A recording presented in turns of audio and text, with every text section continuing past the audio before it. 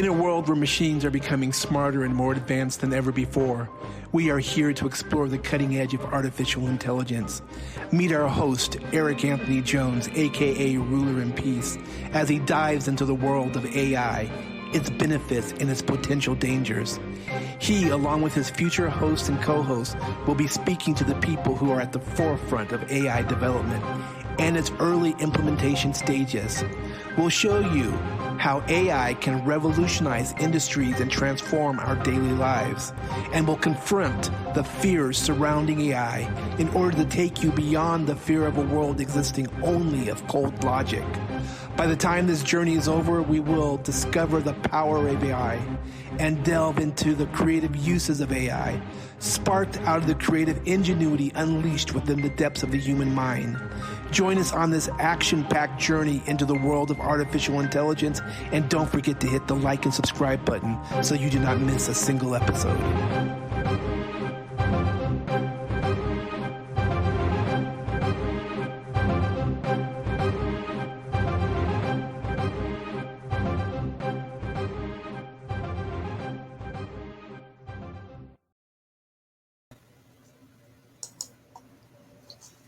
Welcome to Machine Minds, the show where we explore the latest in artificial intelligence and its impact on the world.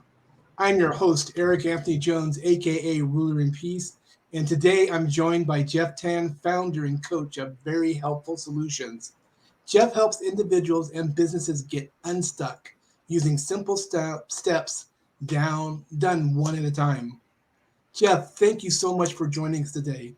To start off, can you please introduce yourself and tell us a bit about your background in AI? Thank you for having me, Eric, and it's a pleasure being here.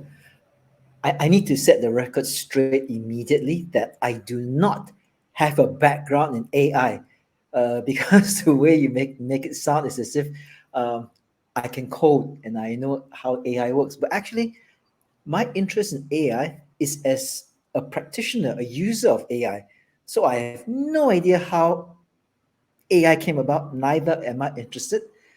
But one fateful day, sometime in December last year, there was a lot of hype a few weeks after ChatGPT was launched.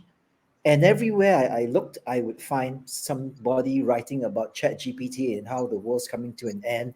They're talking about Arnold Schwarzenegger and Terminator coming through, rise of the machines and all that. Yeah. So out of sheer curiosity, I went to take a look. And that was the original version which was released. And it just blew my mind. Yeah. I'm a writer. I'm a marketer. And what I asked ChatGPT to do was to write me a hero statement for a website, the headline, the heading. Uh-huh. And I just gave it very simple parameters for a fake website. And I was stunned that some of them were almost 50% as good as what I could do. But the fact is, I wasn't happy with it. I kept saying, please do it again. And I started to add more and more finesse to my prompting. And finally, I would say 1 out of every 10 of these headlines, 1 out of 10, so 10%, was something that I could use if I wanted to. But I was just designing fake websites just to test it. And I got very excited. So I went deeper and deeper and deeper, and so did the rest of the world. And 2 months ago, I started paying for version 4. And it is as advertised. Yeah, a game changer, especially for me in what I do, because I'm a content creator, I'm a writer, I'm a digital marketer. It hasn't replaced anything I do. And many times I can write faster than, because I just write it once or twice and that's it for me. ChatGPT, I need to keep going and going and going. But what I love is that it stirs my imagination. It points me in directions that I might not have thought about. And it gives me combinations of words and sentences that often make a lot of sense. So I'm a user, and I love it. And because of this supremely positive experience with ChatGPT, I started to go into generative AI for art, for logo design, for pictures. So instead of looking for stock photos to put on a website, I started getting Mid-Journey to do it for me. Mm-hmm. And I experimented with Mid-Journey, Stable Diffusion, and DAL-E. And Mid-Journey, just like ChatGPT, blew my mind. And just 10 days ago, I paid for the subscription version. So now I've got the latest version, version 5. And Mm-hmm. my client just jokingly said, "Can you get me a picture of this?" And he described it, literally without exaggeration. 5 minutes later, I showed him something I got from Mid Journey, and he fell off his chair because he said that what I'm showing him is exactly what he was thinking in his mind, but he's not an artist, he's an Yeah. engineer. And I drew him, well, I didn't draw him. Mid Journey drew him a concept car, a concept electric vehicle in a certain Mm-hmm. shape you're looking for. Yeah. And it was amazing, you know. But of course, writing these prompts is a tricky bit for any of these AI AI programs. So that's Okay. me and my journey into AI. Fascinating, Jeff. Absolutely fascinating. I know what you mean. I've experienced playing around with these different AI tools myself and just being blown away by just what they can do. I agree they don't completely, you know, they don't obviously they don't just spit out everything that we're looking for at the right time, but with some coaching, some prompting, it's just amazing what they can do and how they are coming about. So I understand that you're not a coder, and that's not what why I was intending to imply, but just the fact that you are an early adopter is like of implementing is like what's being done and taking advantage of the tools that are being released and more than that, just not relying on ChatGPT, but several other AI resources out there, like the one that you just mentioned. So, like I said, fascinating. Yep, yep. Go ahead. Talking about that, um, I've been using AI assisted programs for quite a while now. It's not Mm-hmm. generative, but these platforms have AI in the background, so they develop their own AI. Uh, and I'm very happy to tell everybody who needs to write, who wants to write, go to grammarly.com. That is not Mm-hmm. generative AI, but it's AI assisted, and it saved my life so many times. It finds typos, repeated words, which we cannot check when we look at our own work. Little things here and there, and sometimes it would suggest a different way of writing a paragraph or a sentence, and I'm also blown away. So there are tools like that which have been around for quite a while, and I've been using Grammarly now for 4 years. Paid Mm-hmm. version, of course. Never get the free ones. The free ones are only so good, and the paid ones are great. And I used several others um, as well at the same time. Yeah, and I'm always testing, and I found so many duds out there. Mm-hmm. So that's the fear that there are more duds than there are gems using OpenSea's resources. Yeah. Yeah, yeah. Gotcha. Are there any other resources besides Grammarly in that category that you would like to share with the audience? Oh, plenty. For the marketers out there who need to produce videos, for example, for Facebook, Instagram, or even YouTube, you start a YouTube channel, and you're thinking, oh, such a pain. But hey, now there's ChatGPT. ChatGPT can write a script.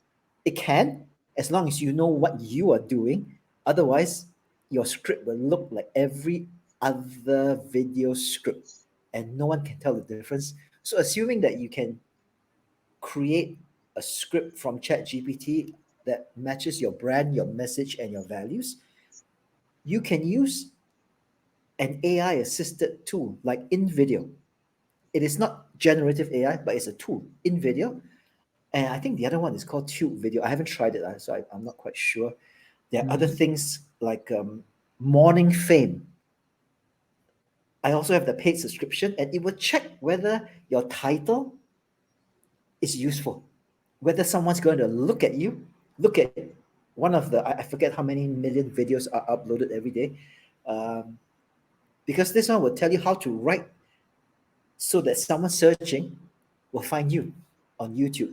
And this is especially good for people just starting out on social media or YouTube. So these kind of AI assisted tools are a lifesaver, time Mm-hmm. saver actually.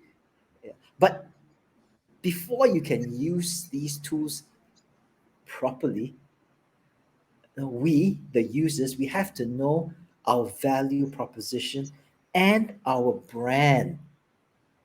Otherwise, you look, as I said before, you look like everybody else. Yeah. The When look and you feels the same, the message is the same. Jeff, when you talk about value proposition, can for those listeners who may not be familiar with that term, could you explain it to them in a way that they can really understand what you mean by what you're articulating when you talk about their brand and when you talk about their value proposition? Because I know that you have a lot of knowledge in this area. So when we use generative AI, Chat GPT, Midjourney, if you're not careful, not if you're not careful, if you don't care, you really sound like everybody else. So the only way for you to stand out today is for your product, which is your basically an information product, YouTube, Instagram, and all that. It has to carry a value for a target audience of your choice. So you cannot say, I'm going to produce something and I want to affect everybody on the East Coast of the USA and hopefully into the Midwest as well. But the East Coast, like New York, Kansas, Iowa, they're all Americans, but they carry different values. Nothing right or wrong, it's just different. So Mhm. your value proposition for someone who stays in downtown Manhattan, what is important to them is very different from a potato farmer in Idaho. Very different. So your message, if your value proposition is too wide, that means your brand message is too wide. Chat GPT ain't gonna save you. It also ain't gonna help you. Yeah, so that's what I Mhm. mean. So it's either your company brand or your personal brand if you're an individual um, attempting to make it on social media. So you have to know how your brand helps other people. And that is a line that I actually put in my prompt for ChatGPT when I want something specific. I put how I help other people. And I also say who I am. So, for example, I'll tell ChatGPT, I'm the founder of a startup that sells sustainably produced soap. Mhm. And I want to reach out to like-minded individuals who already know about sustainable soap and why it's important to the world. And these people live in this part of the world. So that's very specific. And you put your brand message, and then you put there, I want this message to feel ABC, which is your brand. So Mhm. to really use these generative AI tools and take advantage of its incredible power, we have to do our homework on ourselves. And we input that with every prompt. And that's how you get amazing results. That is a gem. I hope everyone was really listening to that because I know that that is things that most people don't really focus on because in this microwave society or microwave world of instant gratification, ChatGPT initially seems to offer immediate gratification to solving a problem, immediate gratification for marketing, immediate gratification for getting something out there. And but I'm glad that you're pointing out that what AI doesn't do is it doesn't take away the internal work that we all each have to do. And we still have to reach down deep if we want to be distinguished and stand out in the crowd. And so it's just not an instant fix to anything. but it is an incredible tool. So I think that the information that you just provided was absolutely fascinating and important. Um, and it is clear that you have really put some time and energy really thinking about these things. So, what do you see as the future of AI in your industry? It's like, from your perspective, what do you see as the future of AI in your particular industry? I cover several industries. Like I said, I'm a writer, a digital marketer, and I'm a traditional old fashioned coach. Mm-hmm. So, marketing part is quite clear. The power of generative AI, like ChatGPT. I don't have to talk about that. What is fascinating me now is that some people have already used. Do you know with OpenAI you can subscribe as a company or an individual, and you buy time. It costs you a small fortune, but you can do that. And ChatGPT actually writes the code for you to stick in your website. So what is really fascinating now is one-on-one coaching using generative AI. So that although it's not going to happen so quickly, it's like we're giving life to AI, and it can become a sentient being. All those crazy horror stories with science fiction movies, aka horror stories from maybe 20 years ago. Mm-hmm. So is it going to happen? I don't know, but I find it very interesting because I saw some of the responses. Someone was just showing off. Yeah, um, he was trying to sell me his coaching AI platform, and I thought it was really cool that he developed his own branded coaching platform, and that coaching platform, which is probably based on OpenAI, has got a range of specialties. So he's not just a life coach; he's also a business coach. He's also a design coach, a creative coach, a writing coach. So, wow! And I saw some of the comments that happy trialists were giving him for his Mm-hmm. website. And I'm just not sure whether some of the coaching responses really get down to the root of the matter. Mm-hmm. Yes, it does help the person who has the problem or the challenge get past the superficial issue at hand. Like, I'm angry with my boss today. He drives me mad. So the response from the AI will be, take a deep breath, blah blah blah. Meditate before you come in, visualize positive things.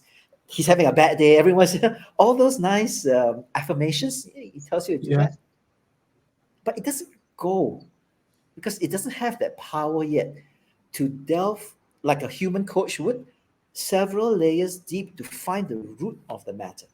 Mm-hmm. Yeah, and I did so. So I don't know how far these trialists went with their coaching session because they only showed snippets. So it's very exciting. You get an AI model telling you, forgive your boss. He knows not what he does. That kind of thing, Yeah. which Yeah. uh, is a bit trivial actually. But at least Uh, it got there. Yeah. And for some people who don't have deep rooted issues, that's fine. They just need a boost to get through that moment. But if you've got something deeper, uh,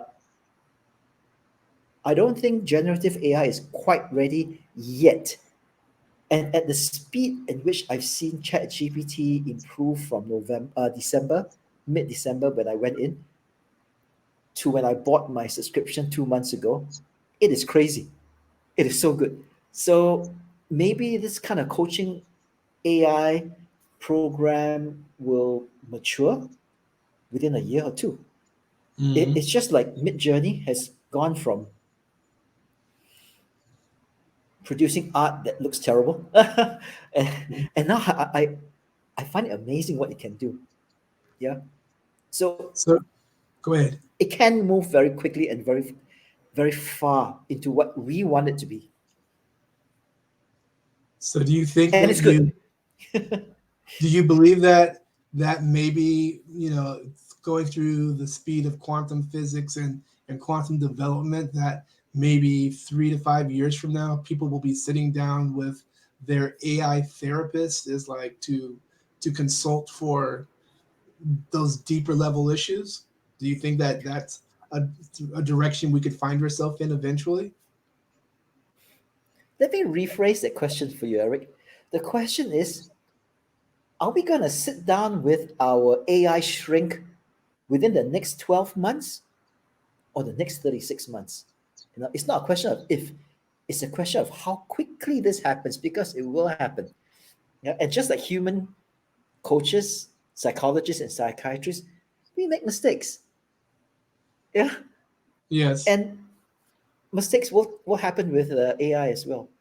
But it will happen. So it's just in my opinion, matter of how quickly it happens and whether governments stop it.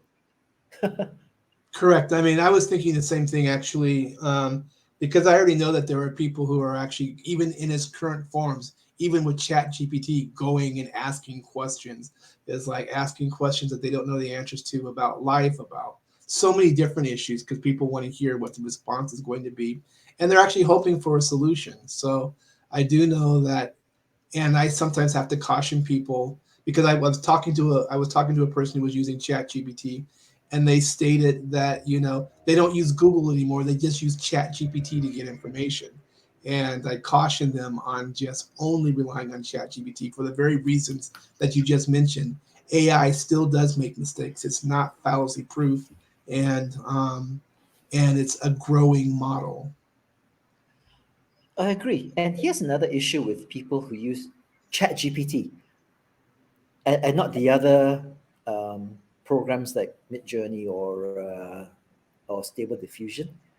Mm-hmm. It is surprising that a lot of people don't know you can create an extension on ChatGPT so that if you type in what's the best place to have dinner in lower midtown Manhattan, let's say that's your question, right?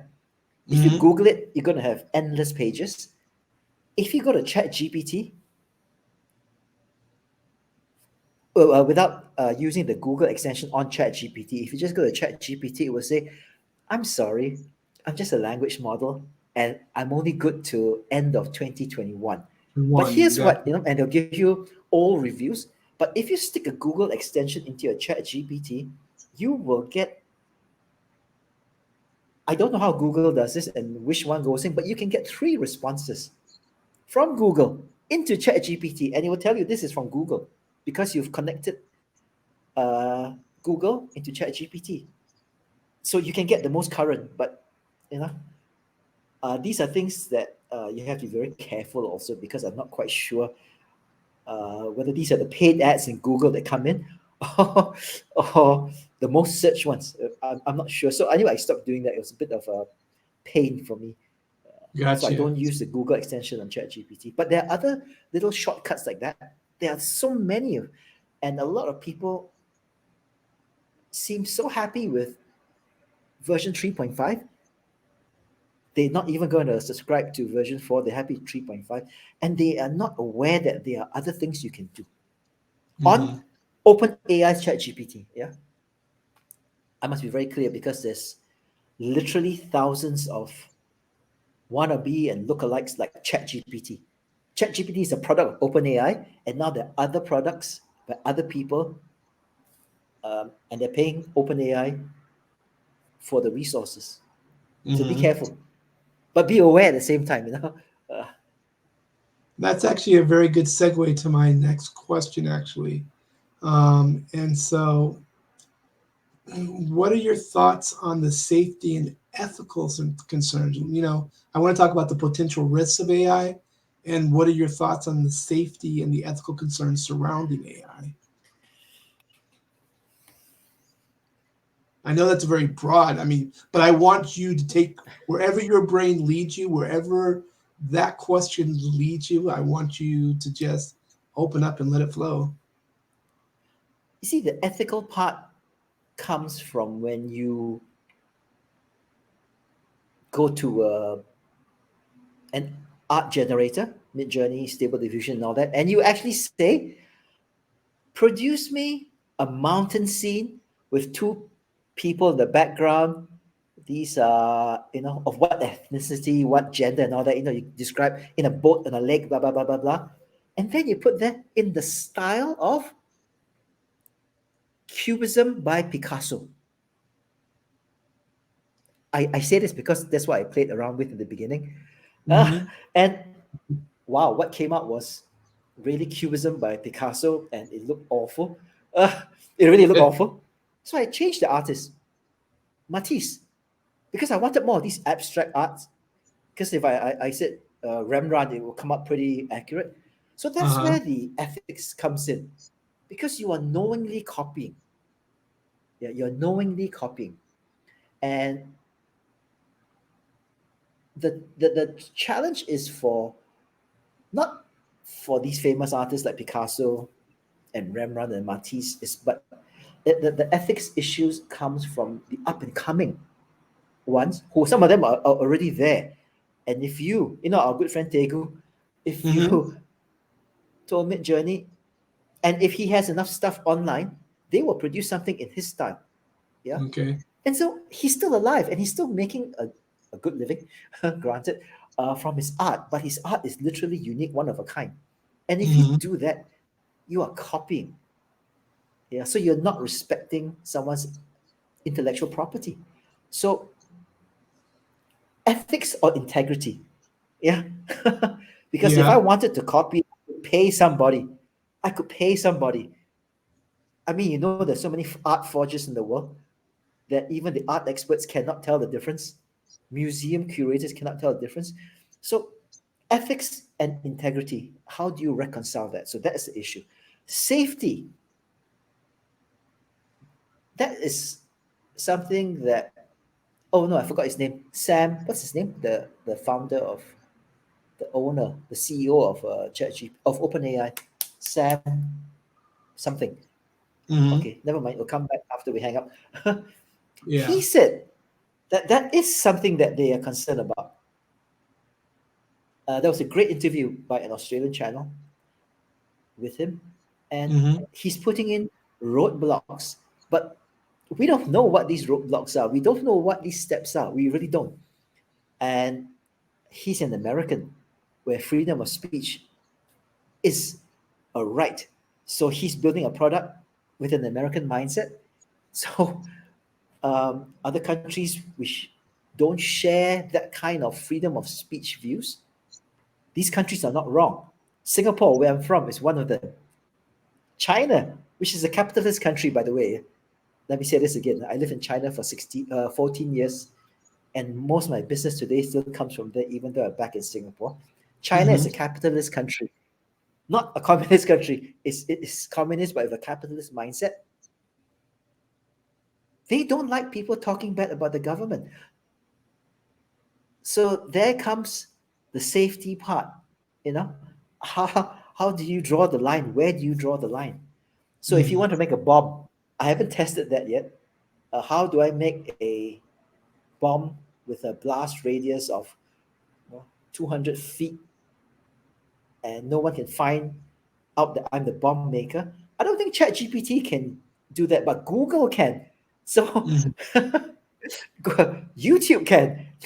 So I'm not quite sure where this, suddenly there's so much talk about safety and ethics with open AI, when you can get the Mm-hmm. same thing. It might take you longer to find what you're looking for, but you will get there quickly. Yeah. So how do That's we true. censor? How do we get it safe? I don't know. And that's a really good point because, like you said, there are tons of information out there. There's like tons of documentation put together by all kinds of, including the regular U.S. military, other countries' militaries with their manuals that they use for their own soldiers that find their way into libraries, that find their way into Google, that find their way onto is like other sites that just have this stuff listed. And when you have AI, whether it be the AI from a Google search engine that's going working in the background is like, or then an actual AI engine that's more specifically directly searching out what you're looking for with even greater speeds from other AI creations. Because remember, what's out there now is just, it's still just the tip of the iceberg of what's to come. Just like you were talking about all the garbage that's out there and all the goodness out there, even the good things will someday seem, how you were talking about the evolution of ChatGPT from one version to version 4 right now. So even from 3.5 to 4, it's always going to be continuing to evolve.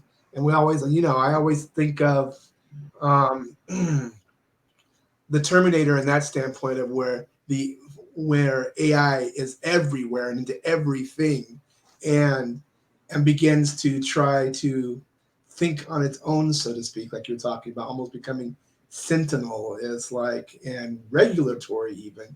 But I've thought about it from a standpoint also of just that, not just what AI does because of human programming, but what about governments that have ulterior motives, or any person that has ulterior motives, and where all this can go. I mean, the rabbit hole goes really deep very quickly. I'm not sure if the rabbit hole goes deep, very quickly. I feel that you now have another rabbit hole.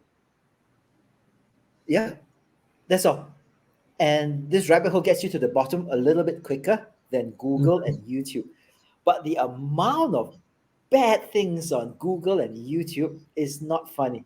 Yeah, Yes, it's all there. Yeah, so uh, there's different kinds of ethical issues and safety issues that people are afraid of. Just to give an example, I'm from the generation that was in school before calculators were cheap enough for every kid to have. But I okay. was in high school when we used calculators in in school to do our homework and all that kind of stuff. But in exams, we use this awful thing called a log table. You flip a book, and if you want to multiply 20 digits by 17 digits, you have to do this and that. And a lot of times we got the answer wrong because we misread the columns and the rows and we picked Uh-huh. the one before. And for the longest of time, all over the world, handheld calculators were banned from schools. Today, we wouldn't even think about it. Yeah. Uh, you know that I used to fly in the military in Singapore. Hmm. When GPS, Garmin came out of this clunker, we brought it on board our chopper, we flew with it, and people were saying, hey, we do it. This is not how we do it. We use a map with a ruler and a pencil. So we used to literally carry maps and rulers and pencils and weird looking measuring devices. And you're flying a chopper, everything's shaking. It's really hard to get a straight line in. Uh-huh. We carry a map now in case everything breaks down on a flight, but we use GPS. So again, a lot of the fears of chat GPT and generative AI is very similar to calculators, to GPS, to home computers. Yeah. Absolutely. So embrace and enjoy. I I share with you that sentiment completely. I mean, the bottom line is, this is the from my perspective, just the evolution of human society. We're always exploring, we're always having new things to be able to rejoice about and things to be cautious about. And hopefully, is like, I still trust in some element or aspect of humanity to be able to chart its way through, is like all the new experiences and surprises, and find something good at the end. And so, I mean, maybe I'm an internal optimist, is like, but I still believe that. So I think that this is really an intriguing and exciting and evolving, continually evolving area of life that we have found ourselves moving into. But like you've pointed out a few times, and like I know for a fact, that whether you call it AI, some form of intelligence, some form of computer generated data has been with us, excuse me, for decades and decades. It's just always been evolving and evolving and evolving. And I can't remember what the specific term is for how you know computer every so many years is like the time for doing something gets shortened and shortened and shortened and shortened and shortened, and it's Moore's still law. exact. So I don't know. We're just in an interesting space in life, and I'm happy to be a part of it. I'm happy to be learning about it, and just trying to wrap my head around it and helping people wrap their head around it and find out ways to be able to take advantage of this to better their lives, to better humanity, to better communities, because you can use all of this data and knowledge is like to come up with solutions, is like with the ingenuity of the human mind and the heart, is like with tools that may have access to data that I might not personally have known, but by having access to tools, be able to tap into and take something that's part of me and something that AI already knew is like as part of its data set, is like to come up with a solution that maybe no one's ever thought of before. So that's how I kind of look at things. And having said that, that's a good segue into is like before we wrap up, could you share with us a specific project or accomplishment related to AI that you're most proud of to this point at this point in time? Well, that's a tough one because okay, let me share it anyway. Just before Christmas, Mm-hmm. I was with our dear friend BK Han, and we're talking about ChatGPT. We both of us had already gone in, and then I forget how this conversation came about, but I went home and I decided to write my novel, and I wanted ChatGPT to write the novel for me.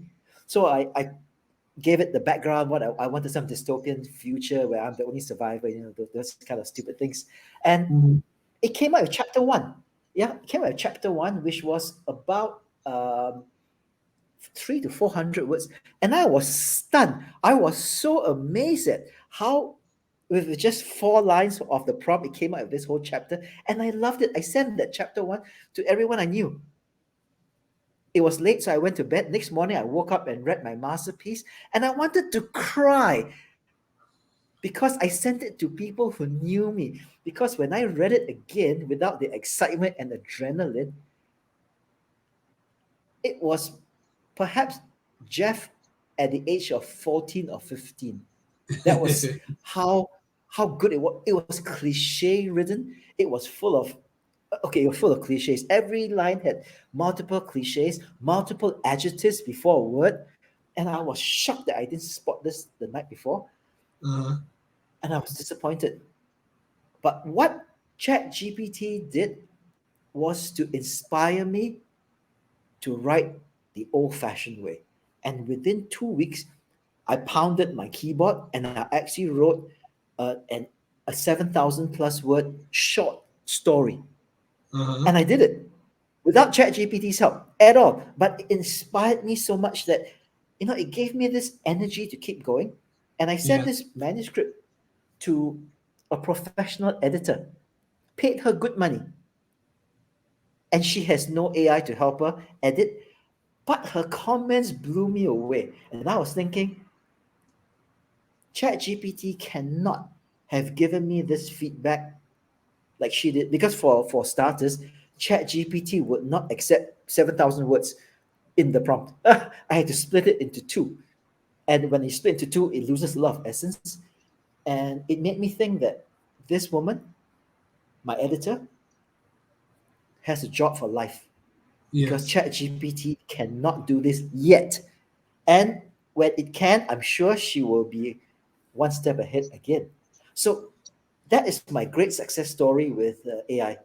It inspired me so much that I wrote a short story, which is something, a fiction short story, something that just doesn't gel with me. So I got into it, and it has become a personal project because my life. By the way, this book is going to tell my kids what I cannot tell them about my life and how I feel about them and my own life. So I put it in a fiction book. They have to decipher it at the end.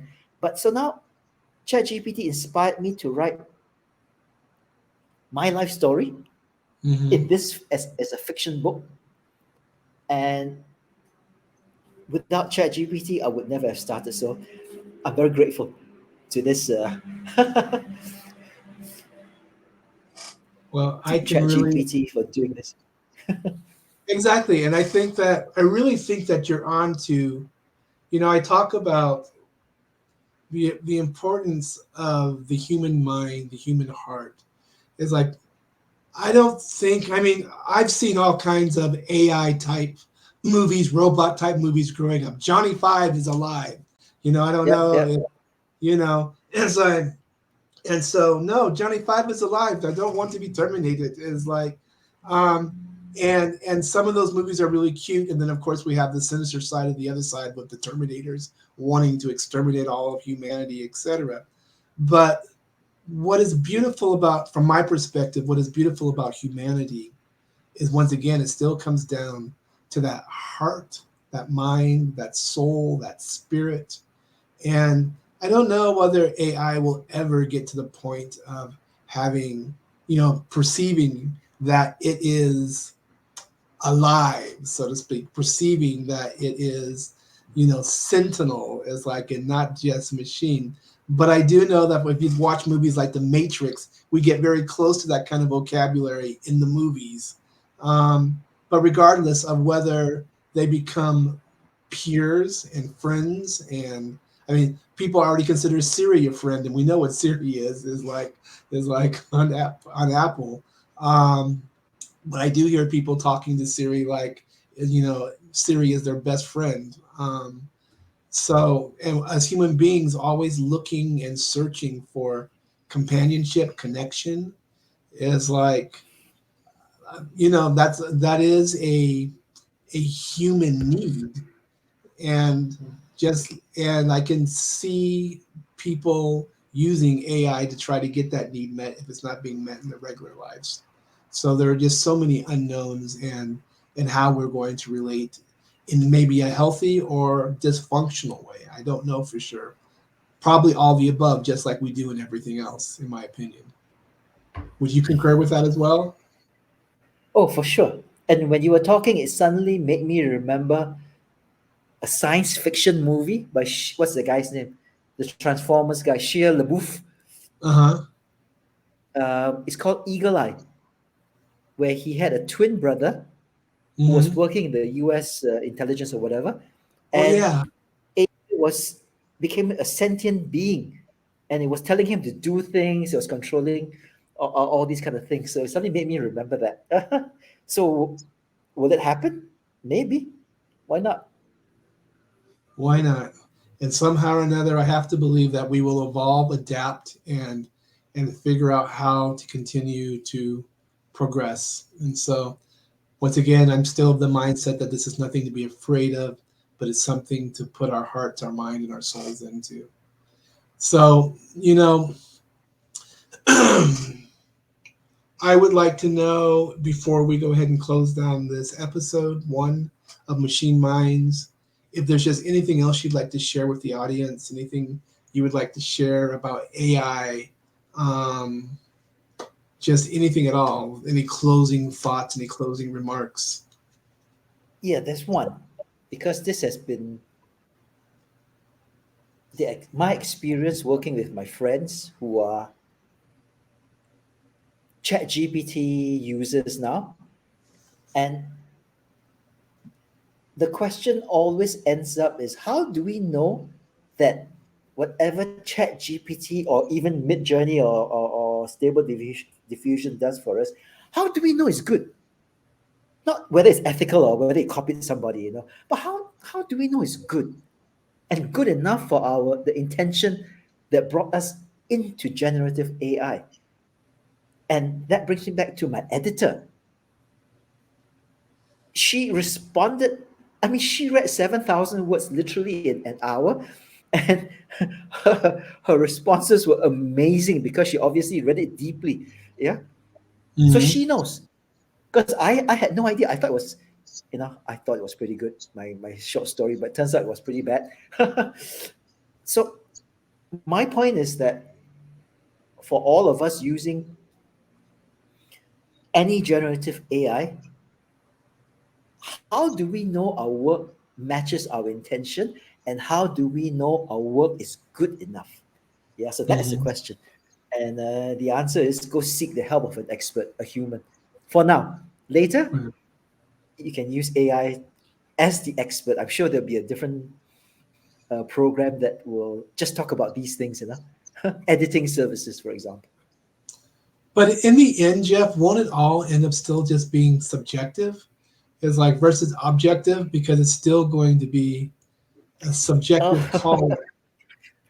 don't get me started on subjectivity and objectivity. If you give me two glasses of wine, I have such I have such an acute palate that I can tell you instantly this is red and this is white, and that's about it. And the Uh, only reason why I know that is because one of the wines is chilled, the other one's at room temperature. So you can give me $1,000 or $5,000 glass of wine, and I don't know.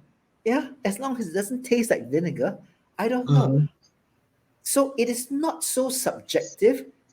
That yes, it is subjective, but within that realm of whatever you're doing, there are experts, and there are things which deem this better or worse. Yeah. So mm-hmm. even Picasso, you look at some of Picasso's works, everything is got its nose flat, fractionalized.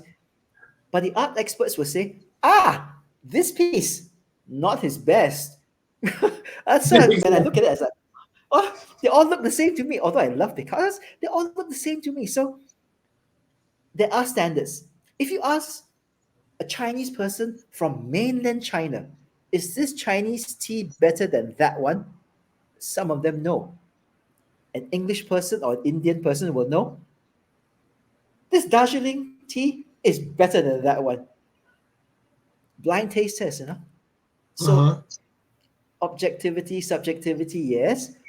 But ChatGPT is somewhere and nowhere at the same time in terms of quality. So uh, you need a domain expert to help you. Yeah, and then you learn to appreciate that this Picasso is crap. That one is good, not because I say so, but because of other things. Yeah. I hear where you're coming from, and once again, it is it's a thread for me. It's a thread, and so subjectivity, objectivity, expert, novice, complete done work is like, no, this is still something that needs to be added to.